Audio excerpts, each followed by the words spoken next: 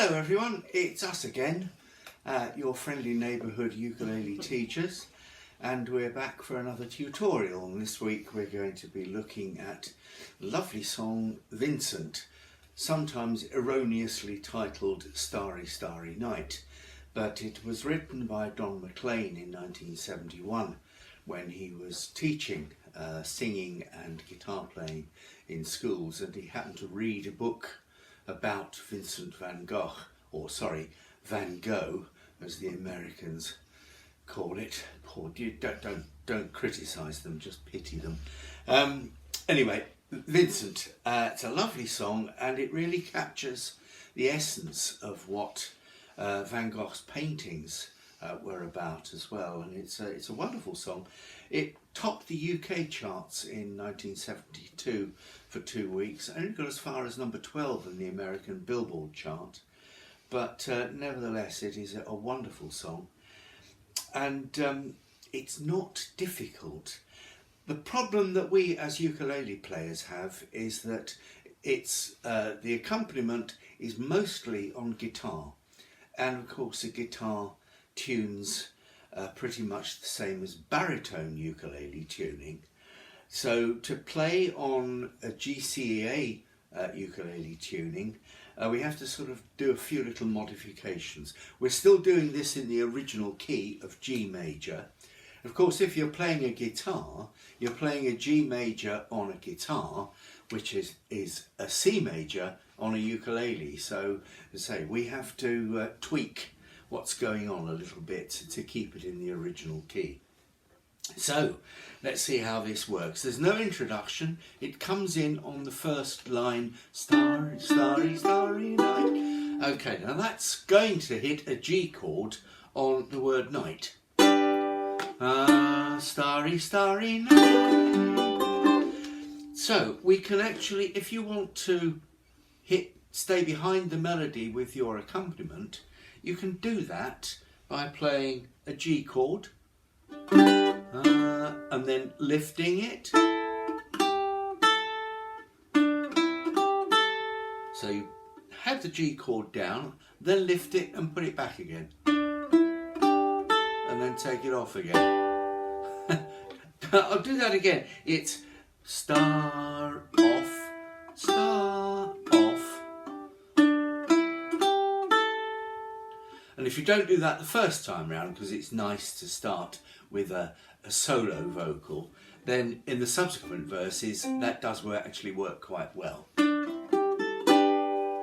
So we're starting on that G, and then we're doing putting a little suspended fourth in, and then taking it off again in the space after the word night, and then the remainder of the lyric.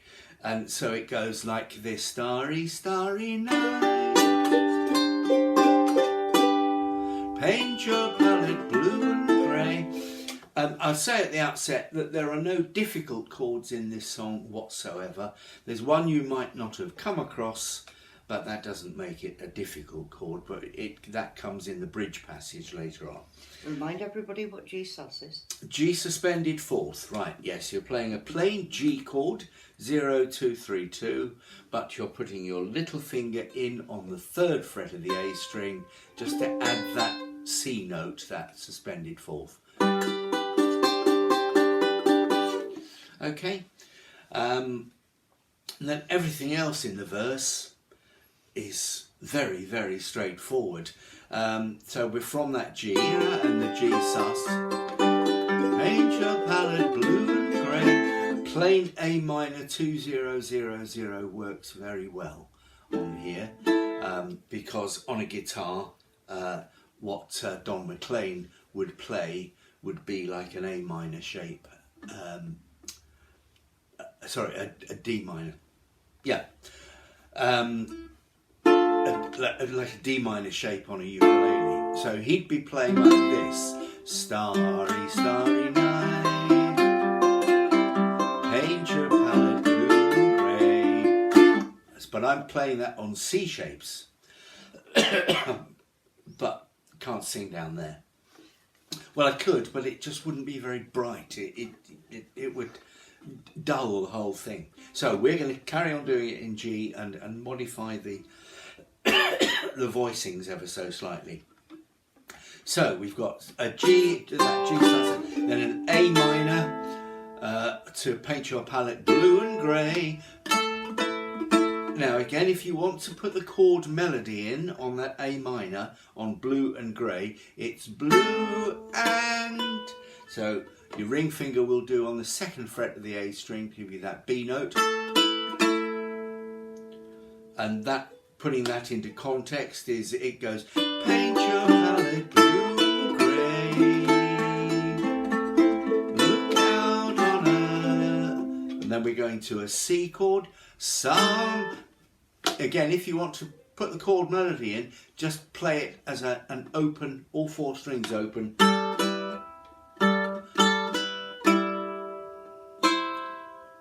If you're picking chord melody, you don't actually need to fret the C chord. But if you're playing chord accompaniments, then just play the plain C chord. It's quite a difficult song because it doesn't stick to a regular beat. It's very much color voce.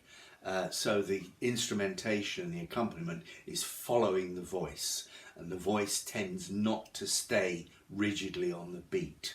So if you're accompanying someone else singing, you've really got to have your antenna out and focused and listening to what the singer is doing. Sorry, Pam, no pressure. Oh, I look forward to when we record this one then. Well, yes. So, where we are. Look out on a summer's day with eyes that know the darkness in my soul. And that's all on a D7, that eyes. But again, if you want to modify and put a little bit of melody in there, you play a plain D chord rather than a D7, and you'd...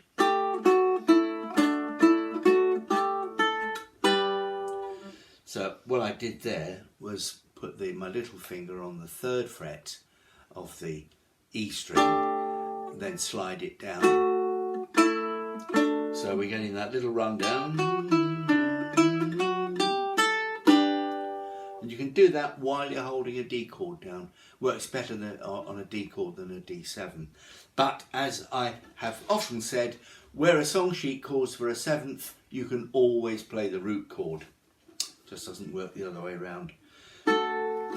So, and then the second 2 lines of the verse repeat exactly as the first until you get to the end where there's just a little turnaround before it goes into the chorus.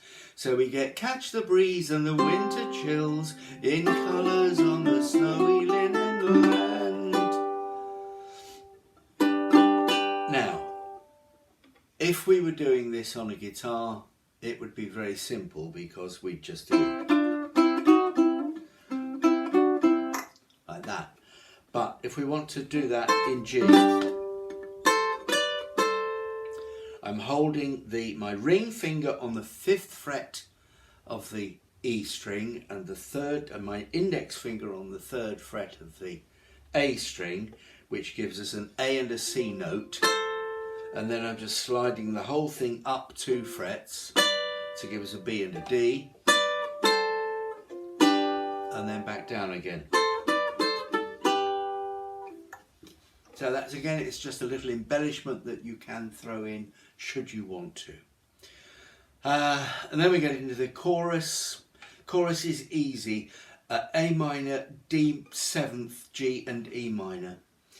For the first line. Now I understand in the space what you tried to say to me, to an E minor. Now, you can put a little transiting G major 7th chord in between the G and the E minor. It's what you tried to say to me. And the G major 7th is 0, 2, 2, 2. To me. And it's just that, again, a little rundown, so a passing chord to get from G to E minor. And then we get how you suffered for your sanity. It's an A minor 7th chord that we're coming to here. And I usually dislike playing the all 4 open A minor 7th because it just very rarely is the right way to play it to me. And in this particular song, I think the A minor 7 works better if you play it as 2-0-3-0. And the beauty of playing it that way, of course, is that you're going to a D7th after it, so you can just slide whichever finger you're using on the E string. So the A minor 7th played like that is only one semitone different from a D7th.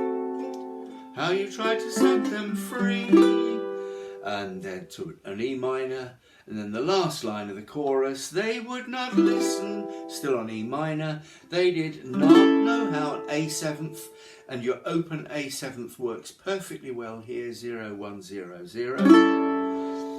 Then it goes down to an A minor 7th, and that 2-0-3-0. Perhaps, close. No, oh yeah. Perhaps they'll listen now. Right, and that's pretty much all there is to it. The verse and the chorus, nothing complicated there. The second verse repeats the chord structure exactly.